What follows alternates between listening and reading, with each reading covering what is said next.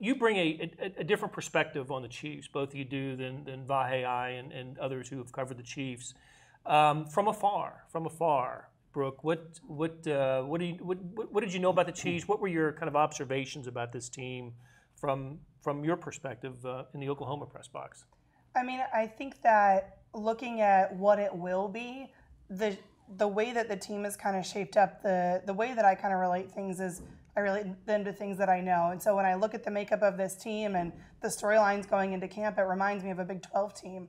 Looking at all the offensive weapons, Patrick Mahomes, obviously a Big 12 quarterback, and then you've got the running backs, you've got the wide receivers, and you look at the defensive side, and it's not as heralded as the offensive side. And I feel like I'm covering OU all over again. That's been my impression of it going forward. Looking at the previous teams, I mean, it's a team I think that's full of a lot of close misses. I mean, you look at the Tennessee game last year. Don't look at the Tennessee game. You don't really want to, but you can look at the score and know just how close it was and also how bad it was.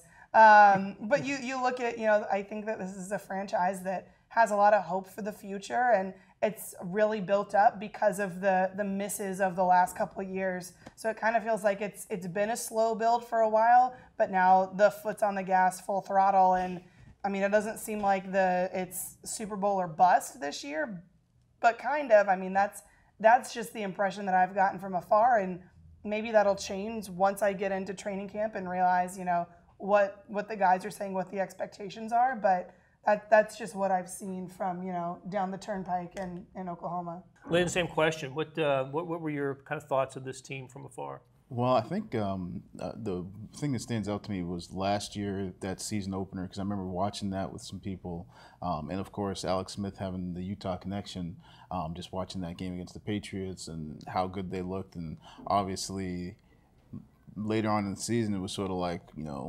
where did all of that right the optimism and the goodwill and that sort of been built up, it just seemed to sort of slowly fade as the season went along. Obviously you had injuries like Eric Berry was crucial in that game, just going off of memory. No, you're right. And obviously the aggressive decision to trade Smith and make Mahomes the guy, just sort of where they try to go from here, because it seemed like they had a starting point and the end point just really didn't match up. And now the changes they made in the offseason, obviously drafting a lot of defense. I think it was 5 out of the 6 picks. So I think it's going to be interesting to just see how Mahomes develops, how he and Andy Reid sort of help each other, I guess, to see how this new defense shapes up, to see how some of these weapons get utilized now that you add in, Sammy Watkins and just, look at the different skill positions and maybe some things that, from what I gather, again, Chiefs fans are probably more optimistic about some of these skill guys than they've been in recent years. So, and that quarterback they feel like can sort of put them to use. So it's going to be interesting to see how it comes along, to see, does it build slow? Does it, like last year, do they start off on fire and then things go